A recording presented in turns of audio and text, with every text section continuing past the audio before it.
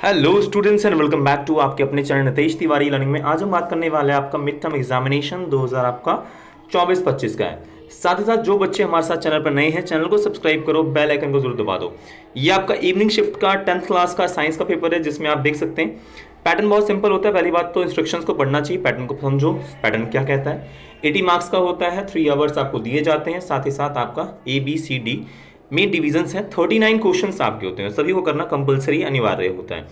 1 से लेकर 20 तक आपका जो है वो बहुविकल्प है, मल्टीपल चॉइस क्वेश्चंस हैं, सो आप उनको करिए। 21 से 26 जो आपके 2 नंबर वाले क्वेश्चन है, बाकी आपके पैटर्न 30 से 50 वर्ड्स होने चाहिए। 33 से 27 से 33 आपका 3 नंबर वाले हैं।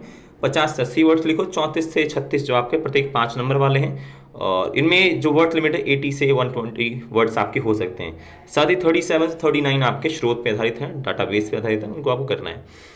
अब देखिए यहाँ पर आपको कुछ चीज़ें जाननी चाहिए। फर्स्ट क्वेश्चन हमारा है कि निम्नलिखित में से कौन सा परिवर्तन ऊष्माक्षेपी आपका प्रकृति का है। तो ऊष्माक्षेपी प्रकृति का जो आपका इसका ऑप्शन है फेरस ए फेरस सल्फेट का आपका वियोजन, या बी आपका सिरके का तनुकरण, या सी आपका शाक सब्जियों का विघटित होकर कंपोज बनना। इसका जो राइट आंसर आपका रहेगा वो है सी, शाक सब्जियों का विघटित होकर कंपोज बनना। ठीक है।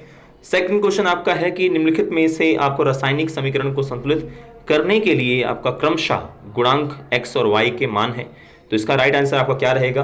ए आपका 2 4, बी 2 2, सी 2 3, या डी 4 और 2। इसका जो राइट आंसर आपका रहेगा वो है 4 और 2। क्या रहेगा, 4 और 2 रहेगा।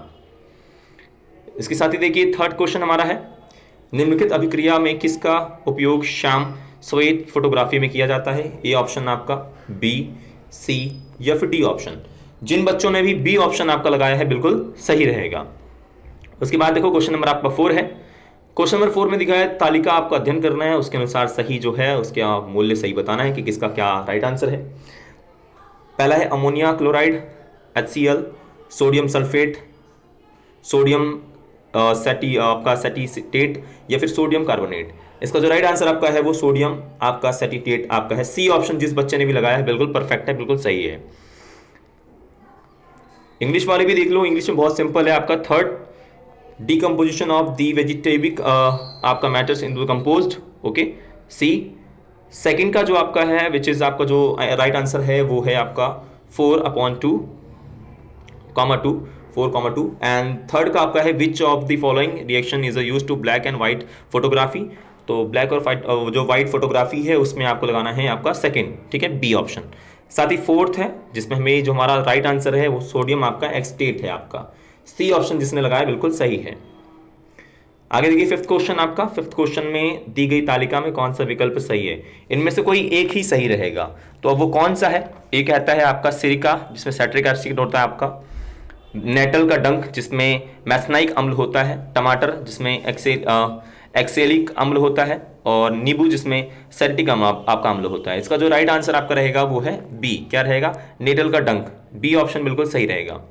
साथ ही देखिए, अच्छा बी जो है वो मतलब बिल्कुल सही है, तो अब बी को हमें ये देखना पड़ेगा कि और कौन सा सही है। तो इसमें आपका थर्ड भी ठीक है, जो आपका टमाटर है वो आपका ऑक्सेलिक अम्ल भी है।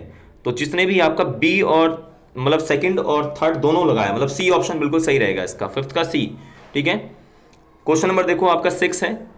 उपस्थि के वलय उपस्थित होते हैं, ए फेफड़ों में, बी कंठ में, आपका सी अमाशय में, डी नाक में। देखो अमाशय और नाक तो काट दो, ठीक है, बचा फेफड़ा और कंठ। सो जो मुझे इसका आंसर जो लग रहा है वो है कंठ, आपका थ्रॉट में आपका मतलब लगभग रहता है, तो मैं बी में जाऊंगा। ठीक है।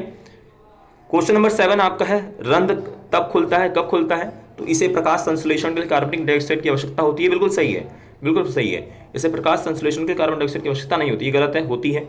और पानी द्वारा कोशिकाओं से बाहर आता है, ठीक है, ओके। उसके बाद आपका जो है इसमें पानी द्वारा कोशिकाओं के अंदर जाता है। तो इसका जो राइट आंसर आपका रहेगा, हम जाना चाहेंगे आपका फर्स्ट एंड थर्ड में। तो पहला और तीसरा आपका सही रहेगा। पहला और तीसरा किस में है, आपका बी में है। जिसने बी ऑप्शन लगाया बिल्कुल सही है आपका। इंग्लिश वाले देख सकते हैं, इसमें आपका जो सही है वो है second and third are right. इसका मतलब सी ऑप्शन इसमें सही रहेगा। क्वेश्चन नंबर देखो 6, जिसमें रिंग्स ऑफ आपका कैटिलेज आर प्रेजेंट, किस में प्रेजेंट रहते हैं, सो बी थ्रॉट में। क्वेश्चन नंबर 7 है आपका स्टोमाटा ओपन्स व्हेन, कब ओपन करता है, तो जो 7 आपका ऑप्शन है वो आपका रहेगा, एक तो आपका फर्स्ट नीड फोटोसिंथेसिस, और उसके साथ ही आपको बताना है इसमें कि ये आपका flow out the guards water जो आपका है, ठीक है, इसमें आपको बता सकते हैं आप। तो सी फर्स्ट एंड थर्ड आपका सही है, इसका मतलब जो ऑप्शन है वो सी भी हो सकता है, लेकिन थोड़ा सा कंफ्यूजिंग है, तो ऑप्शन डी के चांसेस भी बनते हैं काफ़ी इसमें, ठीक है।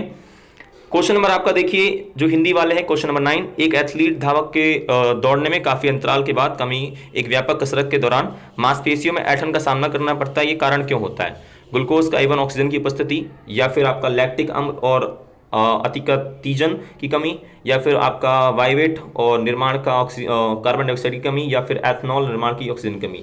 इसका जो राइट आंसर आपका लैक्टिक अम्ल की कमी होता है, तो बी ऑप्शन मैं इसका लगाना चाहूंगा, बी ऑप्शन बिल्कुल सही है। क्वेश्चन नंबर जो आपका 9 है, ग्राही प्राय हमारी ज्ञानेंद्रियों में उपस्थित होते हैं और ग्राही उपस्थित होते हैं, ये कहाँ होते हैं? 9th का ऑप्शन जो आपका रहेगा कि भाई जीवा में होते हैं, आंख में होते हैं, सी नाक में होते हैं, या डी कान में होते हैं। जिस बच्चे ने भी सी लगाया है कान नाक में, बिल्कुल सही है।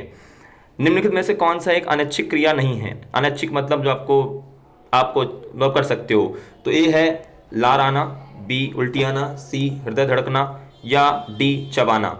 जिसने भी चबाना लिखा है आपका डी बिल्कुल सही रहेगा। क्वेश्चन नंबर आपका यहां पर देखिए 11 है, किसी लेंस की प्रकाश किरणों को अभिसरित एवं अपसरित करने की क्षमता इस पर निर्भर करती है, किस चीज पर निर्भर करती है? ए आपका प्रकाशित केंद्र, बी मुख्य अक्ष, या सी आपका प्रतिबिंब कह सकते हो, या डी फोकल दूरी।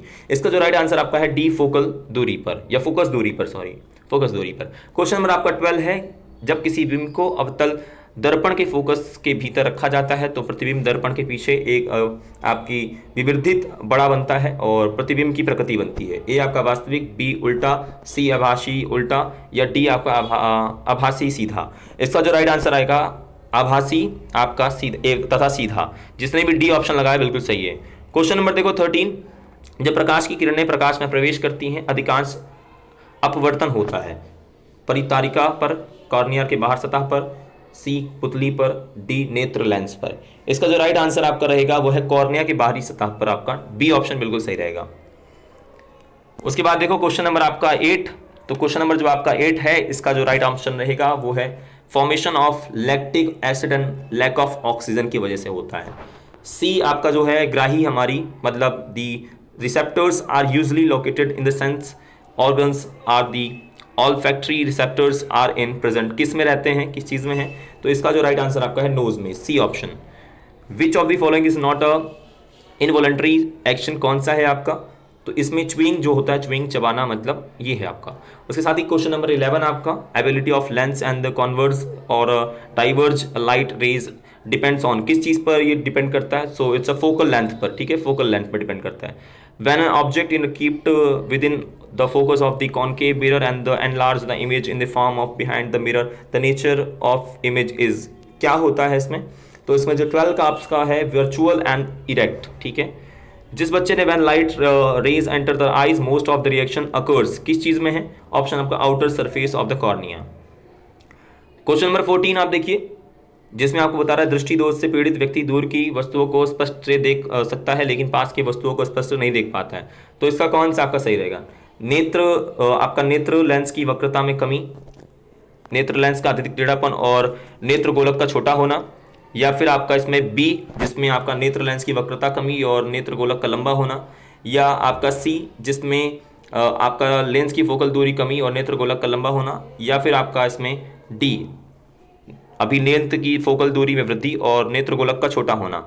जिसने भी आपका जो ऑप्शन है 14 का, अगर आपने बी लगाया है, ठीक है, जो आपका बी है बिल्कुल सही रहेगा, ऑप्शन आपका बी इसमें सही रहेगा, ऑप्शन बी। उसके बाद देखिए क्वेश्चन नंबर आपका जो है,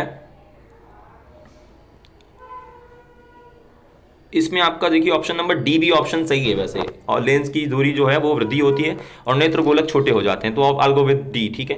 क्वेश्चन नंबर आपका 15, जहां पे आपको अपशिष्ट निपटान की कौन सी विधि पर्यावरण की वृद्धि आपकी दृष्टि से सबसे कम अनुकूल मानी जाती है? ए भस्मीकरण, बी पुनर्चक्रण, डी सी आपका लैंड फिलिंग, या डी खाद करना। देखो ये दोनों तो नहीं होंगे तो ये काट दो। अब आपका ए और जो आपका सी है, तो ये आपका हो सकता है कि पर्यावरण की दृष्टि से सबसे कम अनुकूल। लैंड फिलिंग का तो देखो कोई रिलेशन ही नहीं है, मतलब लैंड फिलिंग क्या ही है, ठीक है, मतलब ठीक ठाक ही सा है। तो जो ए और बी है उसमें डाउटफुल है, 50-50 में कहूंगा, 50-60। तो I'll go with की लैंड फिलिंग मतलब जो होता है सबसे मतलब इसमें कुछ खास इसका अनुकूल काम नहीं है, सी ऑप्शन। 16 आपका देखिए इनमें से कौन सी विशिष्टता जैव निम्नीकरण आपके पदार्थों इनसे संबंधित है आपका।